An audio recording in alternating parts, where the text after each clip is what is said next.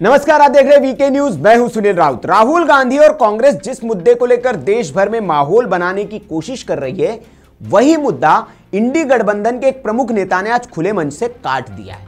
जम्मू कश्मीर के मुख्यमंत्री उमर अब्दुल्ला ने न सिर्फ राहुल गांधी के वोट चोरी वाले नैरेटिव को खारिज किया है, बल्कि एसआईआर और ईवीएम को लेकर कांग्रेस की लाइन से एकदम उलट बयान देकर इंडी गठबंधन के अंदर की दरारों को और साफ कर दिया है।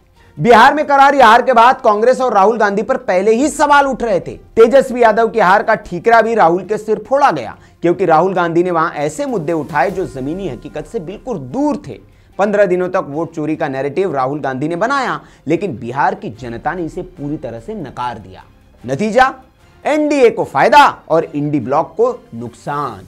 इसके बाद सहयोगी पार्टियों ने भी राहुल को घेरा। शिवसेना यूबीटी ने तो खुलेआम राहुल गांधी का मजाक उड़ाया। टीवी डिबेट में मिमिक्री की गई। एनसीपी शरद पवार गुट ने भी राहुल की क्षमता पर तंज कसा। विपक्षी खेमे में असहमति खुलकर सामने आई। अखिलेश को इंडी अलायंस का चेहरा बनाने की मांग उठी और अब इस फेरिस्त में नया नाम जुड़ गया है उमर अब्दुल्ला का। उमर अब्दुल्ला ने साफ शब्दों में कहा कि एसआईआर यानी कि स्पेशल इंटेंसिव रिवीजन कोई खतरनाक प्रक्रिया नहीं है जिस तरह से प्रस्तुत किया जा रहा है। यह तो सिर्फ वोटर लिस्ट को दुरुस्त करने का अभियान है। बिहार में चुनाव से पहले भी यह अभियान चलाया गया था, लेकिन कांग्रेस और आरजेडी ने इसे वोट चोरी का मुद्दा बनाकर प्रचारित किया। अब पश्चिम बंगाल में ममता बनर्जी भी इसका विरोध कर रही है। लेकिन उमर अब्दुल्ला क्या कहते हैं? अगर कुछ पार्टियां एसआईआर पर सवाल उठा रही है तो चुनाव आयोग को उन्हें समझाना चाहिए कि यह खतरनाक चीज नहीं है। यानी जो नैरेटिव राहुल गांधी बना रहे थे उसे उनके ही साथी पूरी तरह गलत ठहरा रहे हैं। सबसे बड़ा झटका आता है ईवीएम पर उमर अब्दुल्ला की टिप्पणी से, जबकि राहुल गांधी लगातार ईवीएम को लेकर भी सवाल उठाते रहे हैं और पहले इसको लेकर उन्होंने सवाल उठाए हैं।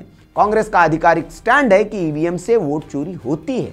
राहुल इसे राष्ट्रीय मुद्दा बनाकर चल रहे हैं, लेकिन उमर अब्दुल्ला क्या कहते हैं? मैं आज भी नहीं मानता कि मशीन के जरिए चोरी की जा सकती है। हां, चुनाव को मैनिपुलेट जरूर किया जा सकता है, अर्थात ईवीएम से वोट चोरी संभव नहीं है। यह बयान सीधे तौर पर कांग्रेस के एजेंडे पर चोट है। इसलिए कहा जा रहा है कि उमर अब्दुल्ला ने राहुल गांधी के गुब्बारे में सुई चुभो दी है, जो गुब्बारा हवा भर भर कर बड़ा करने की राहुल गांधी कोशिश कर रहे हैं। इंडी गठबंधन पहले ही कई मुद्दों पर बिखरा हुआ है। अब एसआईआर और ईवीएम जैसे संवेदनशील मुद्दों पर खुलकर विरोध सामने आने से यह सवाल और मजबूत हो जाता है कि क्या राहुल गांधी विपक्ष के नेतृत्व के योग्य हैं? क्या गठबंधन में राहुल की स्वीकार्यता खत्म हो रही है?